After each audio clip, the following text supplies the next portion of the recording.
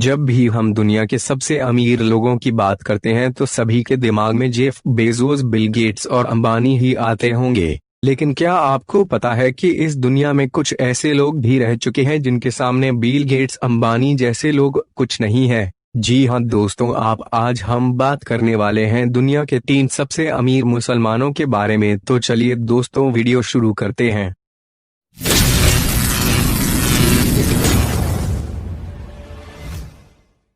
हमारी इस लिस्ट में नंबर 3 पर आते हैं मुअम्मर अल गद्दाफी, जो किसी वक्त में लीबिया के पॉलिटिशियन हुआ करते थे। सोने की हथियार रखना इनके लिए आम बात थी। इनकी ताकत बहुत ज्यादा थी और उससे भी ज्यादा इनके पैसे बोलते थे।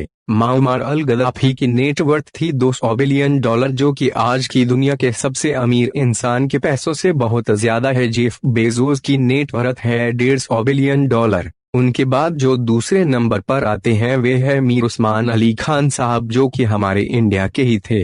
आज तक के इतिहास में शायद ही इनसे ज्यादा डोनेशन इंडियन गवर्नमेंट को किसी और ने दिया होगा। स्टेट बैंक ऑफ हैदराबाद में क्षेत्रीय बैंक था जिसका मुख्यालय हैदराबाद में था। हैदराबाद के 7वें निजाम यानी मीर उस्मान अली खान द्वारा स्थापित किया गया बैंक था। यह अब भारतीय स्टेट बैंक के 5 सहयोगी बैंकों में से एक है और भारत में राष्ट्रीयकृत बैंकों में से एक था।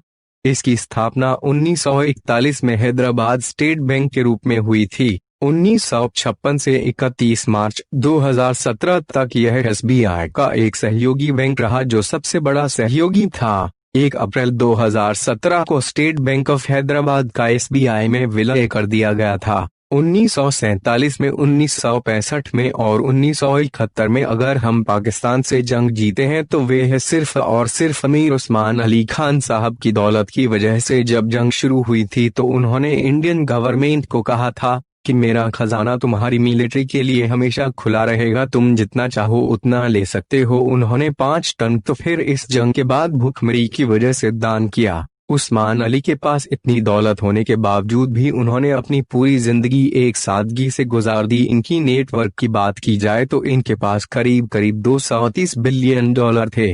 अब जो पहले नंबर पर आते हैं वे आज तक के सबसे ज्यादा अमीर आदमी है। आज तक पूरी दुनिया में कभी कोई इनसे अमीर नहीं रहा, जिनका नाम है मंसा मूसा। ये माली सल्तनत के बादशाह थे। अगर मैं आपसे कहूं कि आप अपने मन में एक बहुत ही बड़ा पैसों का जखीरा सोचिए, आप ज्यादा से ज्यादा 100 करोड़, 1000 करोड़ या उससे भी ज्यादा पैसों का पहाड़ भी आप सोच सकते हो, लेकिन जितना आप सोच सकते हो उससे बहुत ज्यादा पैसों का जखीरा इनके पास मौजूद था। मंसा मूसा की एक यात्रा बहुत ज्यादा पॉपुलर है, वे है हज यात्रा। मंसा मूसा जब हज करने के लिए गए थे तब उन्होंने 6500 किलोमीटर का फासला तय किया था और इस 6500 किलोमीटर के फासले में उन्होंने एक इतना सदका दे दिया था कि वहां के लोग इतने ज्यादा अमीर हो चुके थे कि उन्होंने महंगाई 40 गुना बढ़ा दी थी। लेकिन फिर बाद में जब यूरोपियन कंट्री तक इनकी बात पहुंची तब वे पहले ये देखने आए कि क्या यह सारी बातें जो हम तक आ रही है मंसा मूसा की